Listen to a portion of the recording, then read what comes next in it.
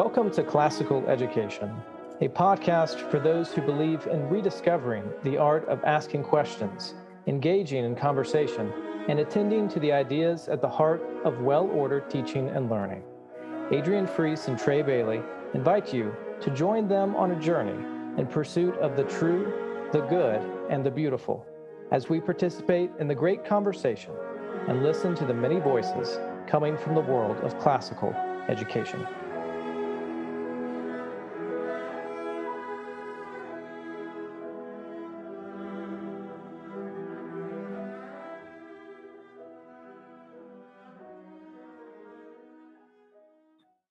Before our episode today, we would like to tell you about a special promotion we are running with our friend Joshua Gibbs for the month of June.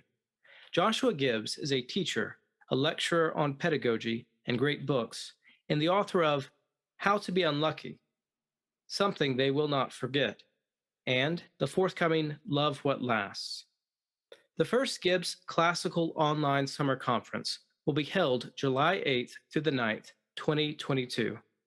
Over the course of 2 days, Gibbs will deliver 8 lectures on topics including how to write, implement, explain, and defend a classroom catechism, and, what is bound to be one of my favorites, how to fix your faculty development program and attract better faculty. He will also host 2 Q&A sessions for attendees. For listeners of the Classical Education Podcast, Joshua Gibbs is offering a special price for those who register during the month of June. If you would like to know how to register for the Gibbs Classical Online Summer Conference and receive a $100 rebate on the registration price, please email us at beautifulteaching@gmail.com. Again, that's beautifulteaching@gmail.com. Let us know that you are interested in saving $100 on registering for the Gibbs Classical Online Summer Conference, and we will let you know how. And now, please enjoy our show.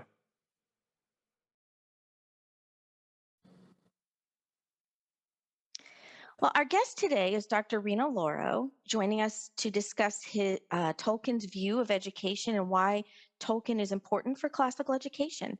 But before we start the show, I want you to know about our monthly bonus podcast.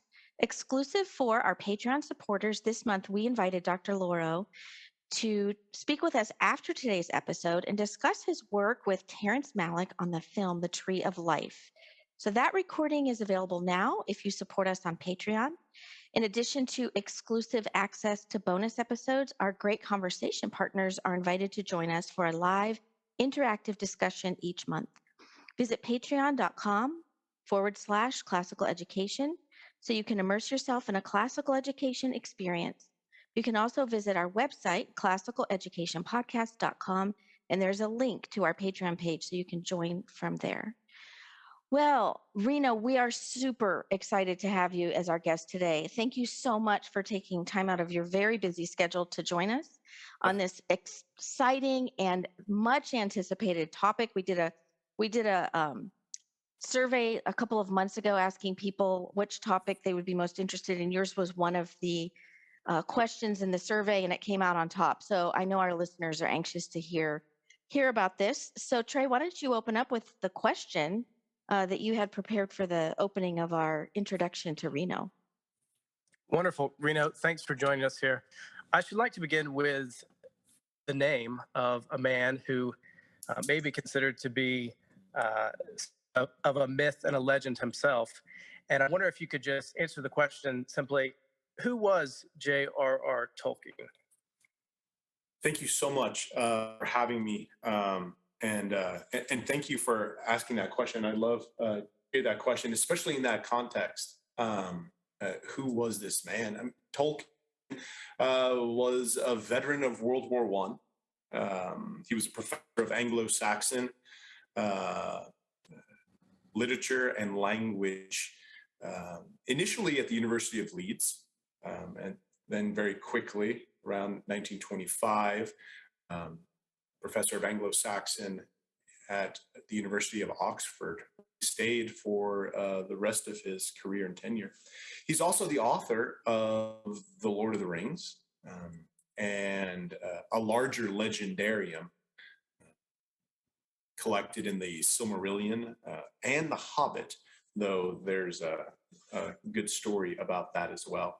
I think most importantly, and personally for him, he was a lifelong, very devout, pre-Vatican II Roman Catholic, a husband, married to his childhood sweetheart, and a father of 4 children, which I think is a large role too in just the reality of his life and work. He's also a great friend, friend of many scholars, and friendship was a tremendously important activity and role that he played and he sought in others. And principally, throughout much of his professional life, his great friend, as we know, was C.S. Lewis, but friends of other great scholars in Oxford during this time. For instance, R.G. Collingwood, the great Roman archaeologist and historian, Father Gervase Matthews, who was the foremost scholar of Byzantine history and studies at Oxford. So a man of tremendous experience and insight and passion, and a man of very dedicated family life and friendship. You mentioned The Lord of the Rings, and I would imagine that most people are first introduced to Tolkien through that work, and most people probably think of Tolkien in his as the author of those wonderful books, or perhaps people have seen the recent films made that are based on those books. I wonder, for this conversation in particular, do you think you could talk about why Tolkien is important in the world of classical education? Yeah. So this is a growing question that's very close to my heart. For instance, I mean, we mentioned The Lord of the Rings, right? But I think it would be interesting to take a survey to see how many schools have The Lord of the Rings in their. Generally, the classical world encounters Tolkien through The Hobbit, which originally wasn't even part of his legendarium. It was a story that he didn't even want published. It was something akin to Farmer Giles Lamb or The Smith of Wotan Major, which was just kind of an experiment in storytelling with a little bit of relationship to language. He mentions in a letter that there's a lone philological remark in that text. So we generally only really encounter him through The Hobbit, but I think, and my hope is in the kind of brief time that we have here, that we'll see that Tolkien's project as a whole and his view on the relationship, the inextricable link between language, literature, history, and human anthropology, right, is precisely the kind of synthetic view, to borrow a term from Charlotte Mason. I think Karen Glass uses this term a lot in her work on Charlotte Mason. This synthetic view of learning is precisely the model that we want to pursue in our classical schools and our approach to classical education. But I think often we find challenging precisely because Tolkien, as a scholar, not just the author of The Hobbit or The Lord of the Rings, is often overlooked. Well, we're only a few minutes in, and you've already mentioned Charlotte Mason, so I'm sure Adrian is eager to jump in, ask questions related to Tolkien, but likely to make that connection again. Before we turn it over to Adrian, I wonder, you mentioned Tolkien's interest in language. Could you say a bit more about his relationship to language? My understanding of Tolkien is that he had a rather unique and special relationship with language throughout his life. Yeah, so the story is actually very narrow but deep, right? Non multa. So the story is this: Tolkien is a trained philologist, but by the early 20th century, because of the trajectory of Western philosophy and the relationship between language and ideas, principally through positivism, which was a philosophical movement, which we don't necessarily need to get into in too much depth for the moment. His view of language and his particular craft and trade was beginning to be looked upon with suspicion, and was continuing to be transformed into the modern kind of linguistics departments that we know about. Okay.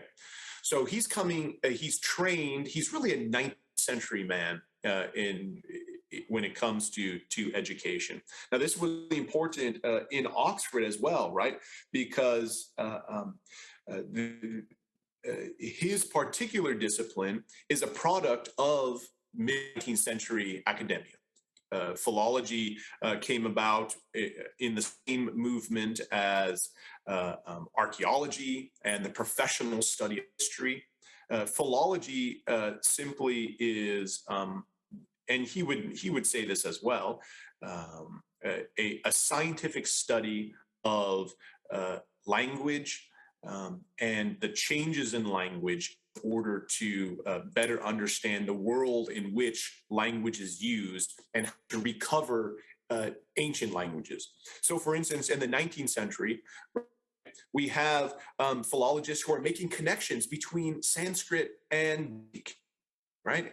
And they're beginning to say, wait a second, there's some larger relationship here that we can say without any doubt that these two words are related. They come from the same language family. This is where we get the reconstruction of what is now known as Proto-Indo-European, which was an ancient family language of which hundreds of contemporary languages are born from.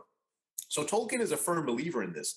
Now, there's in Oxford, so cut to the chase, in Oxford, however, in the late 19th century, we also have the birth of kind of modern kind of literary studies and literary ideas. And so, as well as psychological and scientific ideas that are beginning to kind of push into the Oxford faculty. We should also know in the 19th century, the faculty of Oxford University, which is really a collection of colleges under the flag of the University of Oxford, so they're independent colleges. The faculty of the University of Oxford in the 19th century doubled.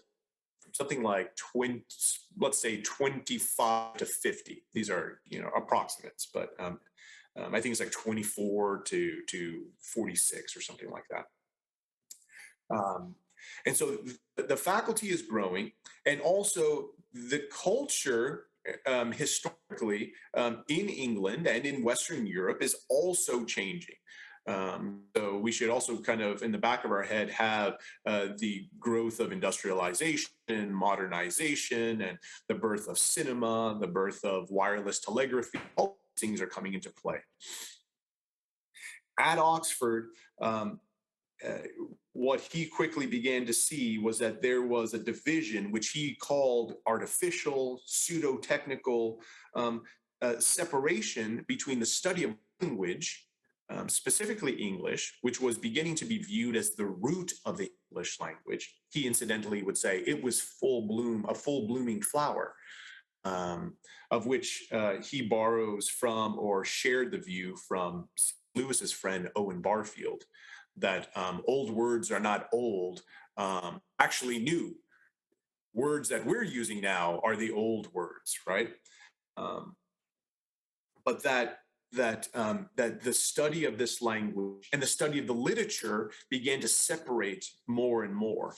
And really, friendship with Lewis was born over trying to, at least in their tenure at Oxford, to kind of bridge that gap and to say the study of the history of England is also the study of the history of the English language. And the study of the history of the English language is also the study of a people. And so I think there, he called this artificial division basically an academic apartheid. Yes. Right? Oh, I was waiting. I was going to quote that. Oh, good. Please, please go ahead. Yeah. A good place to stop. Well, okay. So, so just for our listeners, Reno had us read it's called Valedictory Address to the University of Oxford, published, given, I guess, June 5th, 1959. It's a valedictory address. And it's very interesting because it does unpack this same idea that we hear, like from Karen Glass talking about Charlotte Mason, about the idea of synthetic versus analytical, and teaching holistically first before we get into analysis as teachers. Okay, so this is where we tie into the idea of a more connected curriculum where everything is tied together and not segmented into different subjects.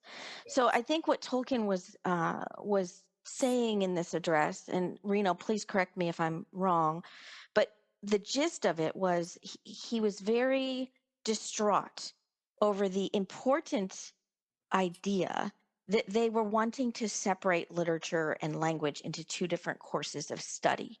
And so he did not agree with the changing of the name or the name of the school. He says it was called the Honor School of English Language and Literature.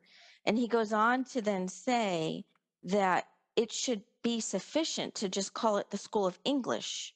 And he even says, I should be well content with literature if letters is now too archaic. And he brings up a really great point as well, which I really loved, is pointing them back to the tradition of the trivium in a sense. So he goes into talking about the tradition of grammar from the ancient sense and how literature and letters, language is all tied together as one. So grammar in the trivium is really, it's learning to read, learning to speak. It's all of it. It's all combined. It's not separated into these stages of like in the neoclassical movement today, stages of development, but it's also not separated by subjects. It's all together. It's one. And yes, he goes on then after several pages, and this is where he says, but I have the hatred of apartheid in my bones. And most of all, I detest the segregation of separation of language and literature. And it's a brilliant speech. I loved how he ended it. And I hope our listeners will go find the speech and read it. But what I'd like to dig in more a little bit here, Reno, is how this is important to the idea that Tolkien is important for us to understand as classical educators. Like, what are we seeing here in his philosophy about the view of how we learn? The view how we learn.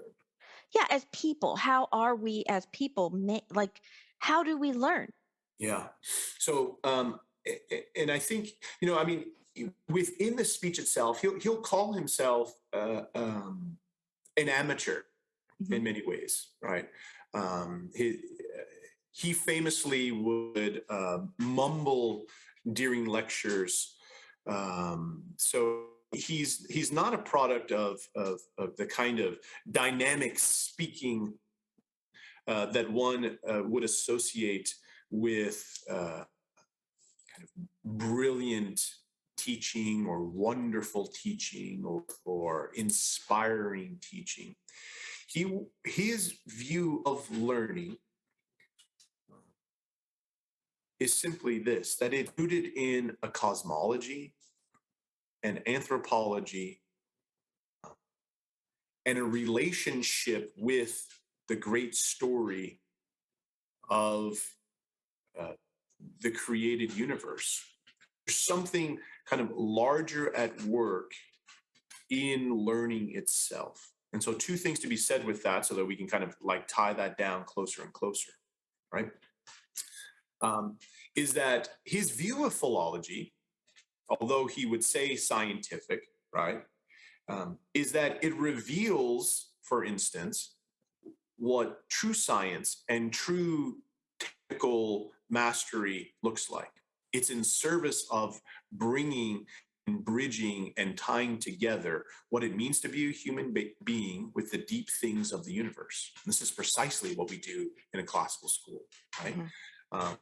We usually just articulate it when it comes to, let's say, mathematics and play, for instance, right?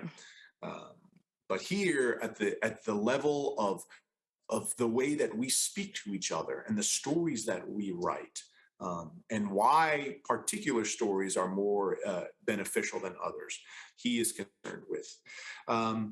He's also deeply concerned with the relationship between human beings and the cosmology and the theological implications, right? That are created in a way that that language and story are inextricably linked. Yes. And that making and observing are inextricably linked. All of these things are tied together. And this is why, to him, and this is the importance of his poem, Mythopoeia, is actually a far richer philosophical project of which my dissertation is about. And this is why principally my desire to kind of connect Tolkien's kind of philosophy here to classical education and vice versa. That there is a larger project at work which is revealed to us in the particular Christian story itself. Yeah. Who we are as kind of created human beings, and how we speak, how we tell stories, should also be reflected in how we teach and learn and study, and what we teach and learn and study. Right. And, another important part, Reno, to go back to how we teach and what we teach in this essay or this speech, he's criticizing how the professors are teaching in a dull manner. And he says philology is never nasty. And he says, I do not think that it should be thrust down throats as a pill. Philology is the foundation of humane letters. Mythology is a disqualifying defect or disease. And then he goes on to say, dullness is to be pitied. And he's kind of criticizing the professors for being dull and boring when this whole subject of language is absolutely beautiful and should never be dull or boring. And I think that as a movement in the classical education movement, we're finally getting that. I'm hearing a lot of talk about restoring the wonder. And I think that Tolkien captures that with his stories, that he shows us how to wonder and see beauty and truth through story. And I think that may be part of what he's getting at in this. What are your thoughts? Yeah. So here, let's complicate the story a little bit, especially here towards the end, so that there's a desire to hear more about this, right? I mean, the dull and boring. There's two things going on for those readers who are going to investigate the valedictory address. One is we see his final departing shots to the birth of the modern university. Yes. Right? That schools are, he talks about those in power need degrees. So there's some relationship between degree seeking and granting and the relationship to power itself, which is, huge for him. We don't only just need to think of simply the ring of power, for example. He also talks about programs being created, built up from a planned economy, right? So here we have the kind of the birth of a technocracy that Tolkien is sending his departing shot to. And it's influence in contemporary education.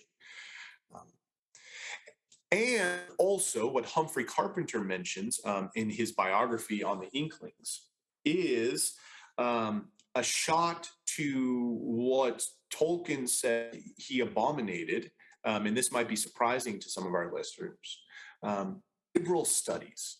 Mm-hmm. That there was a belief that if you just studied contemporary literature that that delved into the human condition, right? So here we have kind of the Freudian psychological movement that's come out of the turn of the century with literary studies, mixed with kind of a contemporary, emerging contemporary non-theological ethics.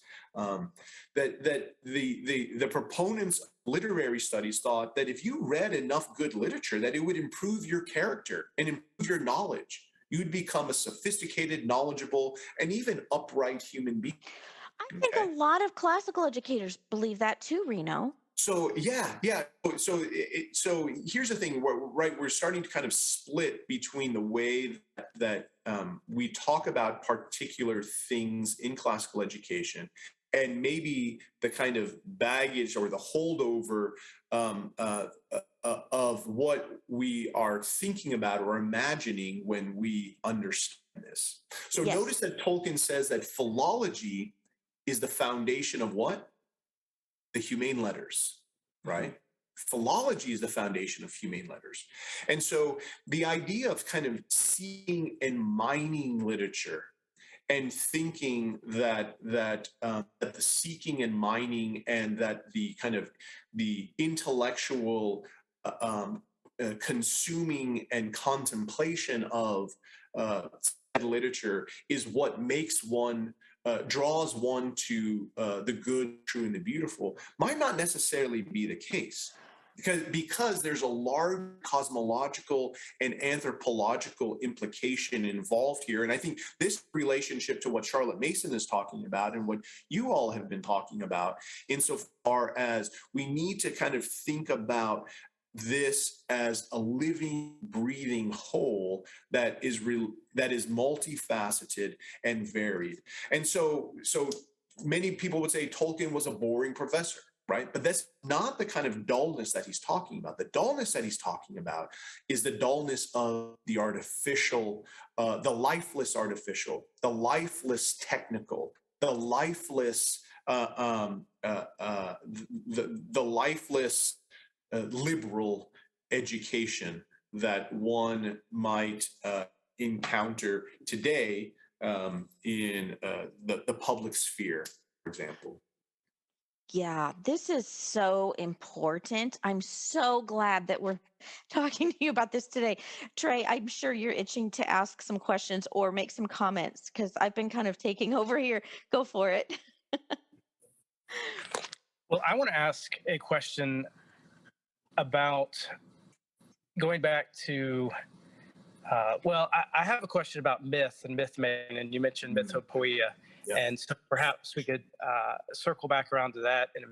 But before you do that, talk to us a bit about Tolkien's relationship with trees.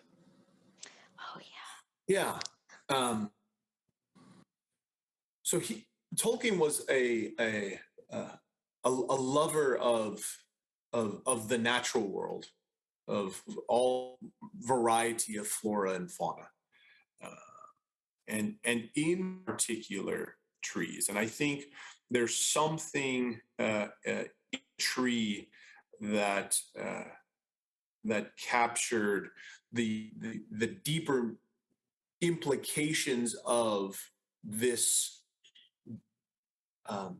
broad interpenetrating relationship between language, the natural world, and the unseen world, so to speak. It's captured beautifully. I'm not a big fan of a lot of what's in it, but the Tolkien film, so there was a film that came out, I think 3 years ago now, biography of, it wasn't hagiography enough, but it was a suitable biography in which he's talking to his mentor about the word is used for oak,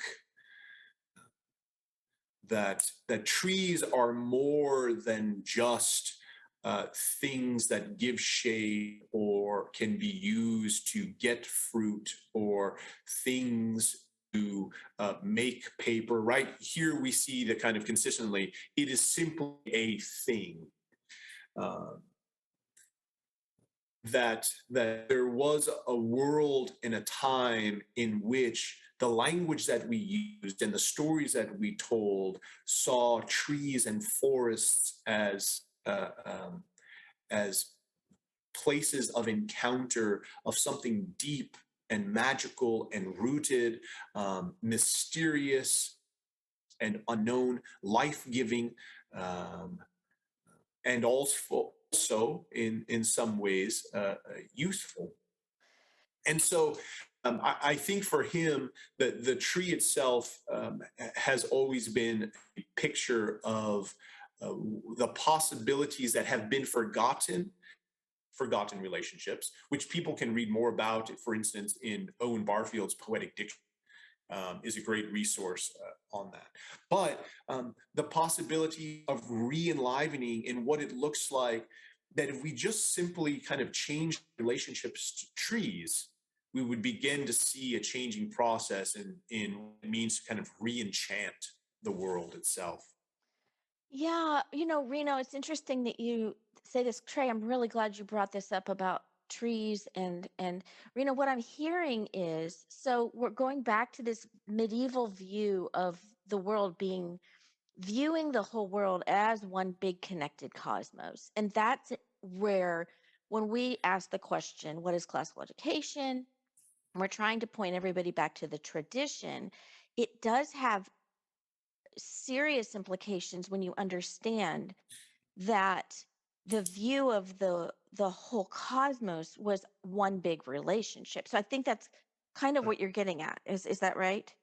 It is. It is at a basic level. And here we should say, and I just want to kind of do one last bow shot um, to across the bow of class education and maybe some sacrosanct beliefs. I absolutely adore Lewis's discarded image. I think it's an essential text. It should be a part of Yes. kind of any medieval history course, and at least read by anyone who cares about classical education. Agreed. Thank you for bringing that up. I appreciate Absolutely. it. Yeah. Now, what Lewis does say, though, is that he doesn't think that this medieval image of the world can be revived. And in many ways, he's correct, right? Like, we cannot kind of go back into the past this way. Mm-hmm. But I do think there's also something there that we see in the kind of the Lewis school of classical education, let's say, right? Lewis is dear to our hearts for a variety of reasons, and more so than others within the classical world. There's something kind of noetic and graspable about Lewis, that he makes sense. He makes us feel good about ourselves because we feel smart when we read Lewis. Yeah, in many that's ways, so right? true. It's like reading Yeah. Locke. This is why reading Locke in a humane letters class is so good for students, and bad. Like, students feel really smart reading Locke. I get what he's saying, and that's kind of dangerous in its own right. But there is something that I think a Tolkien view, a Tolkien school of classical education affords us. There is a cosmology that we are tasked with recovering, right? Mm-hmm. And living into. It's part of the project of classical education. It's not just a school of ideas. It is a cosmology that we are building in these schools, and trying to kind of reorient our children towards for the future. That Tolkien believed that that we can recover a forgotten cosmology.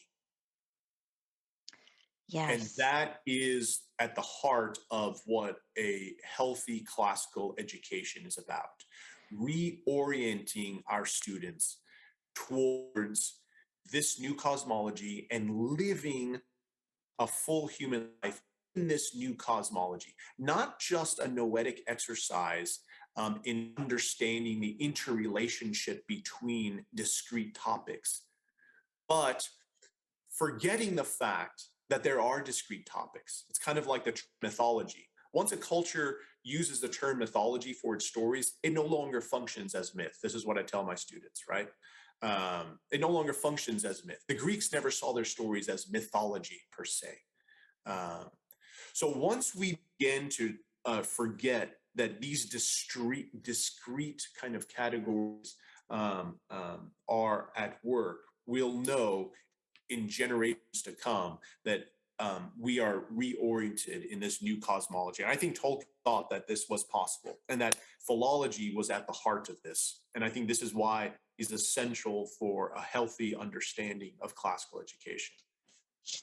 Oh, that was so well said.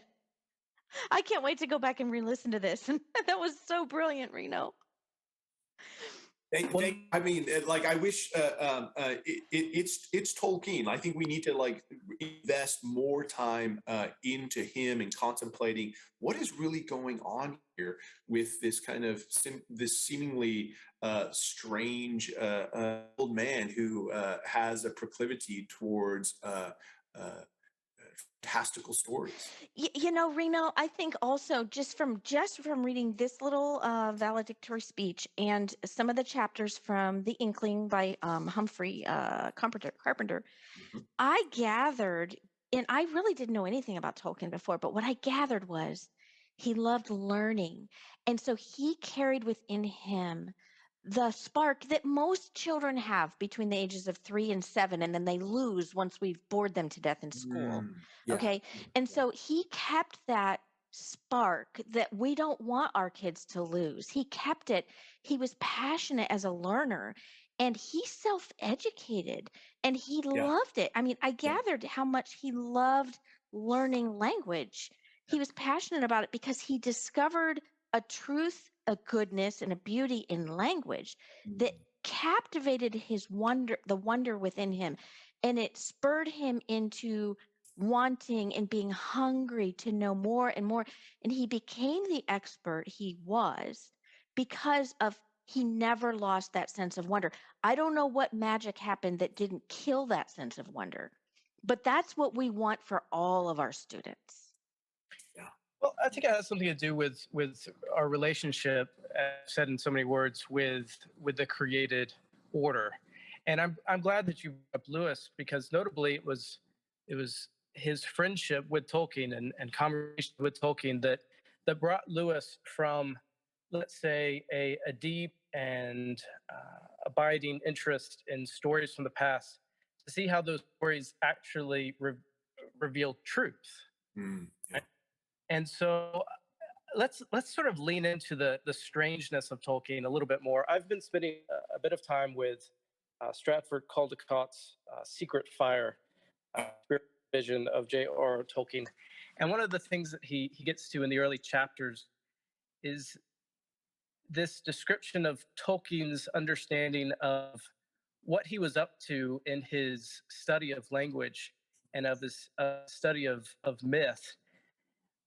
In some ways, he describes it almost in language that we would perhaps ascribe to the inspired authors of Scripture. Almost as if somehow God was revealing these things to him through words and through old stories, showing him something about reality.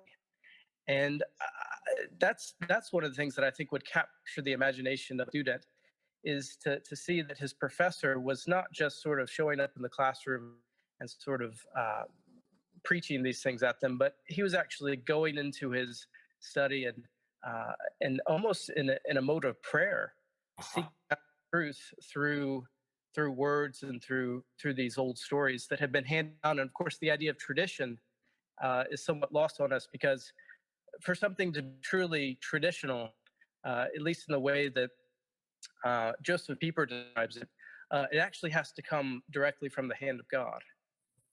Yeah. Yeah, I'm glad that you mentioned this. So this is really interesting territory. I haven't read Caldecott's book in some years now, but I remember enjoying it and appreciating it very much. Let's say this. Tolkien, I'm just going to lay this out. Tolkien is a Dante for the 21st century, for a technocratic age.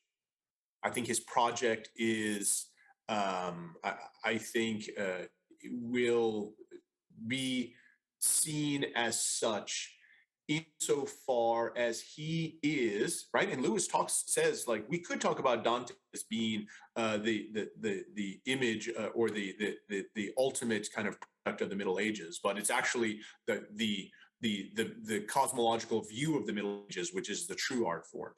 Tolkien is making a cosmology or recovering a cosmology, right? Mm-hmm. And he's recovering a cosmology for us to reinvest into or to understand or reappreciate in a world that is already too sophisticated for itself, right? Right? It's a sophisticated world after World War II, after the Holocaust, after the fears of nuclear annihilation, right? As a matter of fact, in a letter to his son, January 1945, the last months of the war as well, it seems that the first war of the machines has come to an end. And only the machines are the victors, right? There's this deep understanding of a world that looks like this. So I think that Tolkien's work, Legendarium, functions in the way for us that Dante, his writings functioned in the medieval world, and we might even say, and this is the scriptural part, and let's kind of think in a broad in a broad human connection to the mysteries of the universe and the veil of the universe. He's writing in a way that would be familiar to the Iliad or the writings of Hesiod. That there's some coming and going. There's some attempt to lift the veils from our eyes and to see that in this world of machines, in this fragile world of technology, that there is a coming and going of a deeper meaning and truth.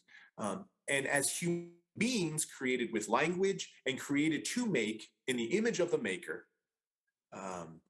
that we are only investing in that in this present age will we be able to kind of cover a full human life, right? Yeah.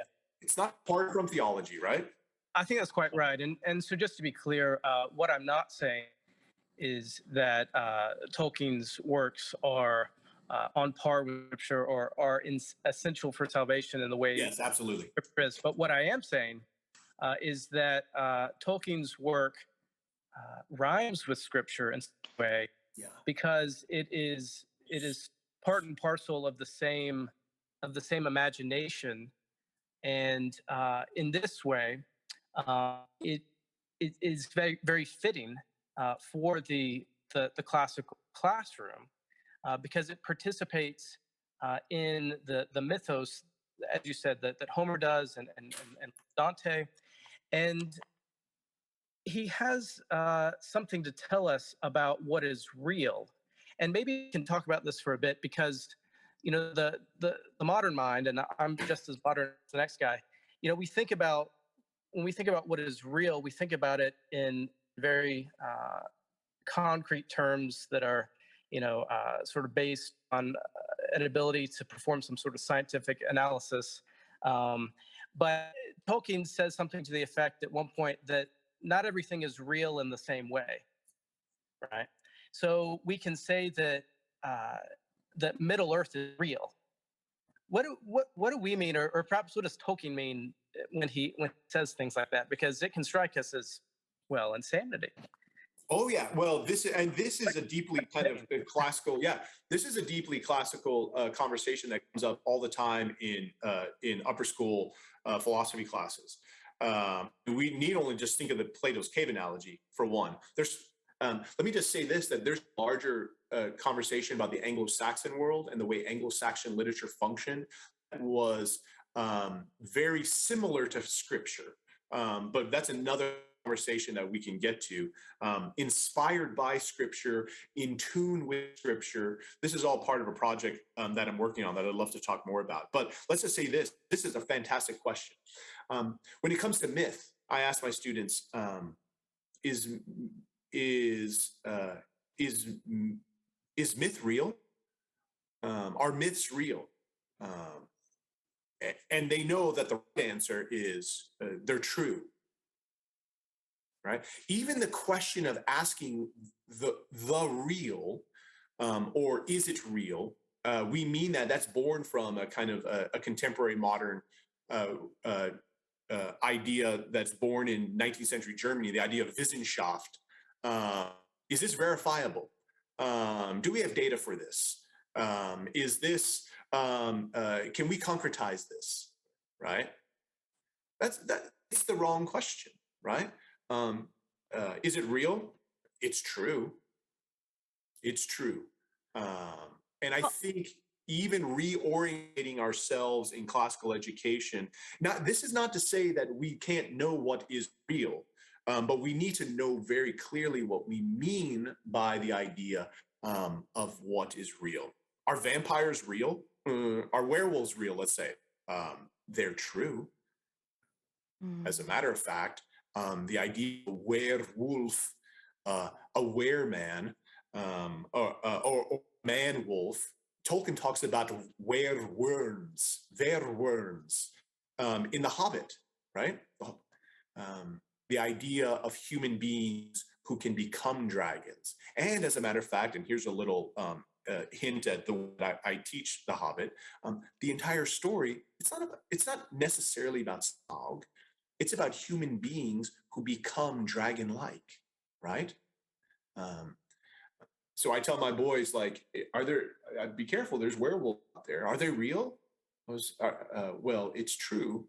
And the only people who have actually seen werewolves turn into wolves are those people at the moment in which they're being eaten by the wolf, right? And God forbid that anyone ever sees that moment, right? That is true. Right? That is true.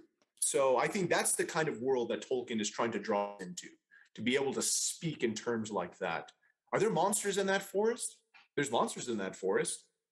Oh, that's not real. I don't know, but it's true. And I want to find out if you go into that forest at night and see if a monster happens to be walking, you cross paths with that monster, right? That's the language enchantment. Yes. Yes. Yeah. And it reminds me, I had a conversation with Ben Lida on Shakespeare, teaching Shakespeare. This is one of our first podcasts that came out. And he talked about how you don't need to over explain Shakespeare or any of these complicated texts to children because they know that dragons are real. They know there's evil in the world. Yeah. They know that that is true. And so that's why story awakens us. And even thinking back to C.S. Lewis, the truth of myth is what brought him to Christ. Yeah. If we know the story of C.S. Lewis and how he came to Christ, it's because he realized the truth of myth. That's right? And that's actually the birth of the poem Mythopoeia. It was actually a walk with C.S. Lewis through Addison's Walk. And a conversation is captured in the poem Mythopoeia. And I actually co-wrote a play with Michael Ward and Philip Talon. Michael Ward is at Oxford, and Philip Talon is at the apologetics department at Houston Baptist University, about Addison's Walk and what that conversation looked like. It's this conversation. It's Tolkien talking about myth in this way that helped Lewis realize, oh, wait a second, there's a larger whole that needs to be connected here that I haven't taken into account. Well, unfortunately we have to end. We're out of time. I think we could talk for another 2 hours. We're going to have you back on. What I'd like our listeners to do is go to our Facebook page and post questions, comments about this episode. What else? What other? I mean, sure that they all have 10,000 more questions like we do that they could post on Facebook, and we could capture those questions and have you back on to continue this conversation. I I think love it. that would be I, lovely. I'm only interested in charitable reads, though. Right, Charitable, not criticisms. or just log off the internet entirely. Yeah. So, Trey, why don't you close with our closing question? Sure. Well, Rena, thank you again for your time. I'm certain that over your years you've come across a quote or a book that has had a profound impact on. I wonder if you would share one of the two with us as we wrap up our episode. I will. And in the spirit of Tolkien, I'm going to expand our sense of literature and most certainly not quote anything after 1830, but delve into the richness of the Anglo-Saxon world. This comes from the great poem Christ. In the Anglo-Saxon world, it was used as part of the Advent liturgy. And this is the portion that I want to read that was so important to Tolkien. Alla rendil engla bjortast, over midinier morgen sended, on soltfesta, sunen leoma, ort over tunglas tu tida, gewane, of stilfum the simle in letes. That is translated roughly as, O Erendil, brightest of angels, sent to mankind over Middle Earth, righteous sun's radiance, splendid above all stars. And of course, the quote is talking about the advent of Christ here. That's beautiful. Thank you, Reno. Thank you. Thank you so much for listening. We invite you to experience the art of teaching through interactive learning communities at our Patreon page. Visit patreon.com/classical education. Also, be sure to join the conversation on our Facebook community at facebook.com/groups/classical education. We are a listener-supported podcast, so your support makes this podcast possible. As the great artist and educator John Ruskin once wrote, "Well, my friends, the final result of the education I want you to give your children will be, in a few words, this: they will know what it is to see the sky, they will know what it is to breathe it, and they will know, best of all, what it is to behave under it, as in the presence of a Father who is in heaven."